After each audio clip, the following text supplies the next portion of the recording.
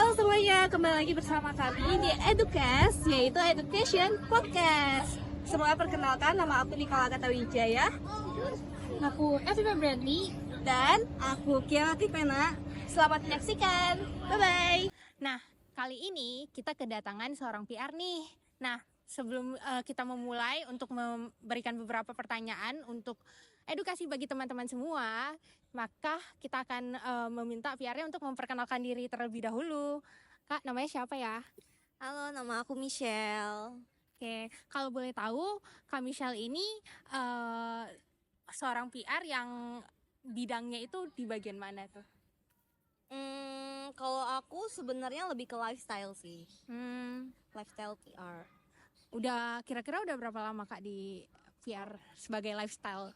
Aku tuh mulai bekerja di sekitar bulan Oktober 2024, jadi kayaknya sekitar 6 bulanan ya. Oh, 6 bulanan. Udah mau masuk 6 bulan. Tapi dari segala bidang, kenapa Kak Michelle ini lebih milih ke arah lifestyle? Karena ketika aku memilih bidang lifestyle, sebenarnya aku juga melihat ke diriku sendiri sih. Aku tuh lebih cocoknya di bidang mana sih gitu. Jadi selama ini di pekerjaan aku yang sebelumnya juga aku bisa menilai tuh kayaknya aku lebih cocok di lifestyle. And then ya udah, akhirnya aku pilih lifestyle. I see. Nah, apa sih yang menjadi motivasi kakak buat ke lifestyle selain dari yang tadi Kak Michelle bilang kan lebih ke arah kayak cocok gitu-gitu kan, yang memotivasi ada nggak untuk sampai ke lifestyle, ke bidang lifestyle? Karena PR itu sebenarnya lebih fokus ke not only dari sisi kontennya, tapi juga dari sisi gimana kita interaksi ke medianya, terus gimana kita interaksi sama tim-tim PR lainnya. Dan menurut aku cara di bidang lifestyle itu jauh lebih fleksibel dan lebih fun aja sih. I see. Menarik ya ternyata untuk PR ini. Nah, apakah Kak Michelle ini sebelumnya mengetahui tentang kasus DPRD yang memakai Louis Vuitton itu kemana-mana dan menjadi sebuah lifestyle dari mereka itu? Kasus di tahun 2021 bukannya yang DPRD make dana anggaran untuk pengadaan pakaian ya? Iya benar. Iya sih, udah sempat denger sih beritanya yang simpang siur juga ya. Sebenarnya iya udah tahu sih kasusnya. Kalau boleh tahu nih kan ini pasti ada meliputi media lah ya ininya. Kalau sebagai PR tuh di kasus ini gimana sih cara PR-nya bekerja di kasus ini? Kalau semisal aku sebagai PR yang mewakili si oknum ini ya. Betul. Cara kerjanya tuh sebenarnya lebih ke cara kamu menyampaikan pesan bahwa bener nggak sih kalau si oknum ini yang kita wakilkan ini salah atau enggak. Kalau emang beneran dia salah dan dia adalah beneran nih make dana 600 juta untuk dana penjahitan baju gitu-gitu ya udah dengan transparan aja akuin dan lain-lain ya. Kalau kamu fokus PR-nya adalah untuk menyelamatkan reputasi ya udah terus terang aja transparan bahwa kamu memang salah untuk pakai dana segitu besar, sejumlah tersebut. Terus ya transparan, cuman jangan terlalu jujur juga sih gitu. Jadi PR tuh harus bekerja sebagai kayak transparansi gitu ya? Bukan ke transparansi, cuman lebih ke kamu juga harus posisikan diri kamu dari point of view-nya masyarakat gitu. Apa yang sebenarnya pengen mereka dengar gitu. Pasti kecewa kan kalau dengar kabar bahwa perwakilan daerahnya itu pakai dana segitu besar gitu untuk keperluan dirinya sendiri. Nah, jadi kalau kamu sebagai masyarakat ya apa yang pengen kamu dengar? Gitu. Oke. Kira-kira seberapa relevan ya informasi yang diberikan oleh PR biasanya di kasus dengan kebutuhan liputan berita kan beda ya biasanya ya dari segi PR dan liputan berita. Kira-kira seberapa relevan? Sebenarnya untuk relevansi berita yang dikasih sama PR sama kebutuhan si media sendiri itu bisa kita sinkronkan dengan mungkin ada eksklusif interview misalnya. Jadi nggak cuman terbatas dari kita yang ngasih dari PR yang ngasih beritanya itu ke media gitu, tapi lebih ke ya udah media mau nanya apa bisa tanya. Jadi itu dengan cara gitu kita bisa sinkron sih. I see. Terus apakah ada tren gaya hidup yang menurut Kak Misel nih terlalu dilebih-lebihkan oleh media gitu? Selama Kak Misel nih jadi seorang PR. Menurut aku karena itulah ya tugas orang media, yaitu mereka pengen dapetin perhatian dari masyarakat supaya memang channel medianya naik gitu. Jadi ya mereka kasih judul yang mungkin terlalu apa ya, judul yang terlalu apa sih, judulnya tuh yang terlalu clickbait gitu. Untuk kayak DPRD daerah ini menggunakan dana 600 juta untuk kepentingan sendiri bla bla bla. Itu clickbait ya. Yes. Benar. Kalau misalnya kayak di PR itu apa sih tantangan terbesar yang dilalui? Dan juga kalau misalnya pasti kan PR betul berhadapan dengan jurnalis ya. Itu ada nggak sih cekcok atau tantangan yang dihadapi? Sebenarnya kalau hubungan sendiri karena kita tuh pengen menghasilkan hubungan yang organik ya. Jadi nggak kita paid ke mereka, tapi sebagai itulah fungsinya PR. Jadi kita nggak cuman membayarkan sejumlah uang untuk kita editorial ke mereka, tapi lebih ke kita bangun hubungan justru ke para media-media. Nah, tapi tidak menutup kemungkinan bahwa di sebagian hubungan itu ada media-media yang memang nggak nurut lah, istilah bandel gitu. Jadi once kita kasih briefnya kayak gini, tapi dia beritainnya kayak gimana gitu-gitu, karena emang kepentingan dari mereka, pengen mementingkan kepentingan dari mereka sendiri gitu. Cuman kalau dari kitanya sendiri, sebelum mereka naikin berita-berita nih, misalnya kalau di bidang aku, ya kita yang ngebrief gitu, berita apa aja nih yang bisa dinaikin. Jadi kita ya justru yang nulis press release itu kebanyakan dari kita. Gitu. Press release itu tulis dari PR, media tinggal edit terus ngeblas. Kalau kayak konten press release dan lain-lain itu gimana supaya PR tuh bisa memastikan kontennya tuh autentik dan relevan? Relevan untuk media dan masyarakatnya di situ. Gimana caranya ya? Karena kan kita sebagai PR juga, kita dari dulu juga pernah sebelum kita jadi PR, kita hidupnya juga sebagai seorang masyarakat kan ya. Betul. Nah kita juga pastinya bisa tuh untuk coba pikirin lagi dari point of view masyarakat, point of view dari media gitu-gitu. Terus kalau gitu gimana kayak peran media sosial, kan tadi udah banyak itu tuh media sosial tuh mempengaruhi sebanyak apa sih dalam meliputi lifestyle? Ada nggak sih yang dulunya ditemukan kayak dulu mungkin media tuh nggak kayak gini, tapi sejak ada media sosial PR harus bekerjanya jadi kayak gini? Iya, sebenarnya media sosial itu sangat membantu. Karena most of us sebagai masyarakat Indonesia, nggak cuma Indonesia bahkan ya, hampir seluruh dunia juga nggak terlepas dari sosial media. Jadi sosial media adalah sebuah platform yang sangat amat ampuh, sangat amat membantu kalau kita pengen nyebarin sebuah berita gitu-gitu. Jadi kadang-kadang kalau aku ngeblas press release itu nggak cuman di artikel-artikel aja, nggak cuma naik di artikel, tapi juga di sosial media sometimes. Ada harapan nggak sih terhadap PR dalam fasilitasi liputan kita di sekarang ini, harapan? Pengen lebih kreatif aja sih pendekatan ke medianya, bisa melalui media, banyak kegiatan media relation. Jadi kita tuh nggak cuman hubungan fungsional doang sama media, tapi lebih ke kamu bisa bikin acara-acara kayak main bowling bareng, atau main bulu tangkis bareng, atau fun cooking sama media-media lifestyle gitu. Itu sih cara kita bangun hubungan sama media. Jadi sebenarnya ya yang bisa kita tahu ya dari Kak Misel ini terkait dengan harapan media dalam harapan PR dalam liputan segala berita yang supaya lebih efektif dan lebih efisien, itu ya harapan dari Kamisel tersendiri.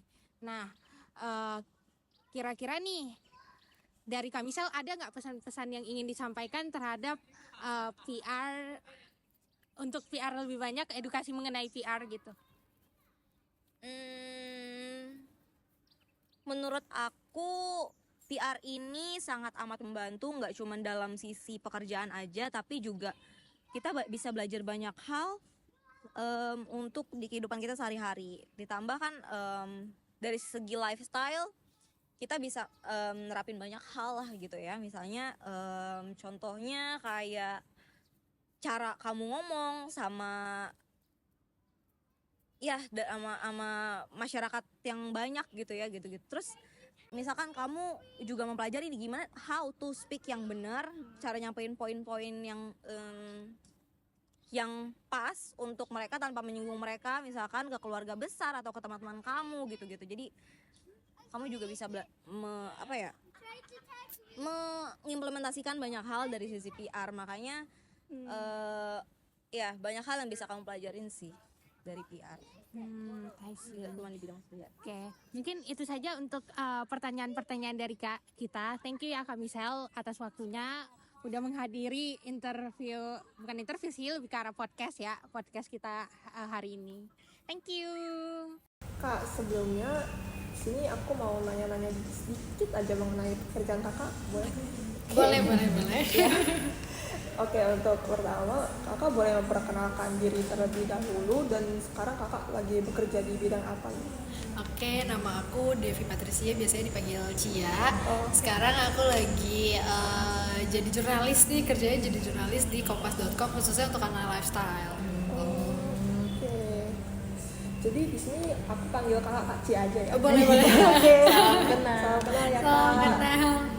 Oke, jadi bidang atau topik liputan apa yang kakak minatin gitu kalau kakak ngeliput jadi jurnalis, dan alasannya kira-kira apa ya, Kak? Oke, karena aku udah hampir 2 tahun di bidang lifestyle. Jadi di lifestyle itu kami bahas soal parenting, fashion, beauty, dan juga ke wellness. Jadi enggak health tapi lebih ke wellness, itu yang lebih kebugaran ya gitu sih untuk topiknya. Jadi kira-kira apa yang menginspirasi kakak untuk jadi seorang jurnalis? Oke, jadi jurnalis sebenarnya awal nggak pernah terbesit juga di benak aku akan menjadi seorang jurnalis, karena tapi kalau untuk basic memang aku suka nulis. Jadi dari SMA aku suka journaling. Tapi ya journaling kan itu for my personal story gitu ya. Sedangkan ini untuk berita yang harus di konsumsi publik gitu ya. Dan kebetulan sempat ada nyoba magang waktu zaman kuliah itu, dan aku tuh magang di Kumparan. Di Kumparan udah terjun nih ke jurnalis, ternyata gini ya workflow-nya. Akhirnya kayaknya kenapa nggak dilanjutin dari situ. Itu sih awal ceritanya terjun ke jurnalis. Oke, menarik sekali, Kak. Jadi sebenarnya awalnya dari hobi kakak gitu yang Iya. suka jurnalis. Iya, awalnya sekedar jurnaling. Oke. Kalau kerjaan emang kebanyakan kayak gitu nggak sih? Awal dari Iya, hobi. biasanya gitu. Oke, jadi aku mau masuk ke topik nanya soal pekerjaan kakak mungkin sekarang ya. Jadi bagaimana kakak melihat peran jurnalis dalam memfasilitasi liputan berita di era digital gitu yang terus berkembang? Oke, di dunia yang serba digital sekarang ini menurut aku sangat amat butuh ya, meskipun ada media sosial gitu ya, tapi nggak dipungkiri memang berita itu tetap dibutuhin sama masyarakat. Apalagi di media sosial itu kan lebih general ya informasinya, dan pertanggungjawabannya pun personal gitu. Sedangkan di media online atau ya bisa dibilang ya produk jurnalis itu kan udah pasti melakukan double verifikasi gitu sih. Jadi meskipun ada media sosial, ya kita mau nggak mau harus berjalan beriringan gitu loh dengan mereka. Itu sih. Oke, menarik. Jadi bagaimana jurnalis dapat membantu media gitu dalam memahami dan melaporkan situasi krisis secara akurat dan bertanggung jawab, Pak? Oke. ini sebagai contoh di kerjaan aku sehari-hari ya. Jadi kalau misalnya liputan, as simple as kita cross check nama narasumber itu penting banget. Karena beberapa kasus dari teman-teman aku juga ternyata namanya salah, jabatannya salah. Itu nggak boleh kita naikin. Jadi sebisa mungkin kita cross check ulang kalau misalnya wawancara narasumber atau lain sebagainya. Dan kalau liputan pun gitu, di tempat venue tuh kita tanya sama PIC yang terkait ataupun narasumbernya gitu, betul nggak tulisan namanya dan segala macamnya. Tapi kalau dari tulisan biasanya kita itu akan cross checknya dari editor. Jadi apa yang kami sebagai reporter tulis itu akan istilahnya direvisi lah ya, direvisi dan dibaca ulang, nyambung atau enggaknya, isinya seperti apa dari editor itu sendiri. Kalau di prakteknya sih kurang lebih seperti itu. Itu sih kalau untuk pertanggungjawaban, tentu apa yang itu jadi menarik karena apa yang kami produksi itu tentu kan jadi kepikiran gitu ya, ini harus dipertanggungjawabkan, ada nama kita nih sebagai penulis gitu di sana. Jadi benar-benar harus dibaca ulang, meskipun kita dituntut kalau di media online cepet gitu ya, tapi gimana caranya tetap harus dibaca ulang, namanya benar apa enggak itu sih. Jadi double check itu penting banget. Oke, sesuai yang tadi kakak bilang, kakak bekerja di bidang tentang lifestyle ya. Menurut kakak ada nggak sih tren gaya hidup yang di media tuh terlalu dilebih-lebihin? Sebenarnya kalau tren gaya hidup karena aku juga nyemplungnya di sana istilahnya, yang dilebih-lebihkan tuh biasanya orang Indonesia pasti sukanya hal-hal yang flexing tentang gaya hidup. Orang gak dipungkiri ya, itu pembaca kalau soal artis yang pakai barang branded segala macam itu pasti laku banget yang dibacanya. Tapi kan istilahnya apa ya, yang baca berita kami itu bukan cuma orang yang kalangan atas gitu loh, dan perilaku yang dilebih-lebihkan itu justru bisa ngaruh nih ke warga-warga masyarakat yang di kalangan ke bawah juga. Jadi konsumtif sih lebih ininya. Jadi gimana caranya kami bikin beritanya tuh nggak yang sensasional, nggak yang terlalu melebih-lebihkan. Dan itu kebetulan di kanalku memang dikurasi banget nih, kira-kira ini relevan nggak, apa cuma sekadar ngincar page view aja. Kalau misalnya sensasional banget jadi enggak gitu. Gitu sih. Sehubungan yang tadi kakak bilang, berarti tantangan terbesar kakak sebagai jurnalis di bidang lifestyle itu apa sih? Oke, kalau sebagai jurnalis tantangannya itu sebenarnya banyak. Kalau sebagai jurnalis as general ya, kita tahu sendiri belum lama teman-teman dari Tempo aja dapat ancaman. It's a biggest challenge, salah satu biggest challenge mereka lah istilahnya. Sebagai jurnalis juga, yaitu gimana caranya tetap independen di tengah mungkin lingkungan sekitar atau ya orang-orang yang punya nggak setuju dengan apa yang kita beritakan. Sedangkan kami beritakan juga memang harus independen, dan itu juga yang ada di kode etik kami gitu ya, kami pedomani setiap harinya. Dan kalau dari lifestyle sendiri memang tidak tidak seseram teman-teman yang di news atau nasional ya.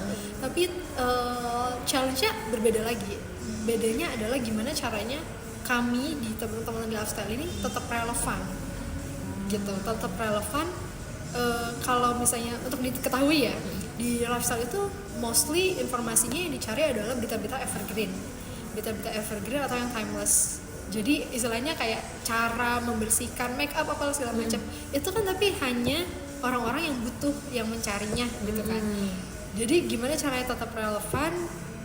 Cara kami sejauh ini tuh ada isu apa nih yang aktual, yang terkini, yang ada di nasional ataupun yang lagi tren, kami gimana caranya bisa ngambil dari sisi lifestyle-nya apa. Jadi itu yang pertama, memang gak dipungkiri kita nyari page view tentu ya. Pertama itu. Kedua juga gimana caranya dari berita itu bisa mengedukasi dan menginformasi khalayak yang membaca juga, itu sih. Jadi istilahnya nempelin nih apa yang berita yang lagi terkini gitu sih. Oke, menarik banget karena tadi kita juga nulis sebenarnya gimana caranya kakak bisa dapat berita tuh yang tetap autentik terus relevan banget. Jadi sekalian ya, Sekalian pas banget. Terus gimana sih menurut kakak peran media sosial sekarang ini, sama sebenarnya tadi yang udah ditanya tapi ini lebih ke media sosial, mempengaruhi cara kakak dalam meliput sama menyajikan berita lifestyle? Nah, kehadiran media sosial itu memang nggak sedikit sih, banyak mempengaruhi media yang jurnalis, media online, media cetak, media massa. Kita tahu sendiri sekarang media massa pun ya hanya bisa dibilang ya TV lah yang masih banyak yang dikonsumsi oleh masyarakat di Indonesia. Dan kalau media online, gimana caranya kita nih ya bisa dibilang cepet-cepetan nih sama media sosial, karena media sosial tuh kadang kontennya itu kan picture, video gitu ya. Itu mereka nggak menulis seperti kita yang harus berapa kata, penjabarannya harus gimana, kutipan harus seperti apa, atau bahkan kalau video pun mereka kan nggak harus kayak transkrip gitu ya. Jadi mereka harus lebih cepat kan. Gimana caranya kami bisa juga lebih sama cepatnya atau bahkan lebih cepat dari mereka. Kurang lebih sih itu yang membedakan. Dan kehadiran media sosial juga sebenarnya apa ya, banyak dikonsumsi oleh masyarakat di Indonesia, tapi harus diketahui nih media sosialnya akunnya verified atau enggak, dan apakah di sana itu kan ya tadi aku bilang kalau media yang membedakan adalah kami itu bertanggung jawabnya memperdomaninya kode etik jurnalistik itu kan. Sedangkan kalau yang di media sosial mungkin lebih ke UU ITE, jadi dan itu kan tanggung jawabnya personal. Sedangkan kami yang di media online atau media massa itu kan tanggung jawabnya ke perusahaan, kami kerja gitu ya. Jadi sebenarnya memang kalau dibilang mempengaruhi dari segi kecepatan, tapi kalau untuk akurasi kami rasa dari media sosial juga orang-orang pasti cross checknya ke media online lagi kan. Betul. Gitu sih. Masuk ke pertanyaan terakhir, harapan kakak nih terhadap jurnalis dalam memfasilitasi liputan berita itu gimana? Yang biar mereka tuh bisa lebih dapat berita yang efektif terus efisien. Oke, mungkin kalau harapan dari aku sih, berarti ini harapan aku ke teman-teman jurnalis juga. Ya, betul. Melihat kondisi sekarang yang ya negara kita sedang tidak baik-baik saja gitu, kayaknya nggak perlu takut sih untuk memberitakan kebenaran, karena di kondisi yang kayak gini kami pihaknya ke siapa kalau bukan rakyat gitu kan. Jadi sebisa mungkin memberitakannya ya independen, pertama memberitakannya harus kedua pihak dong, dari rakyat gimana, dari yang atas gimana, itu sih tetap istilahnya apa ya, pedoman-pedoman yang ada di kode etik kita dan segala macam itu harus dijalanin. Dan gimana caranya di tengah pesatnya perkembangan digital ini tetap relevan dan nggak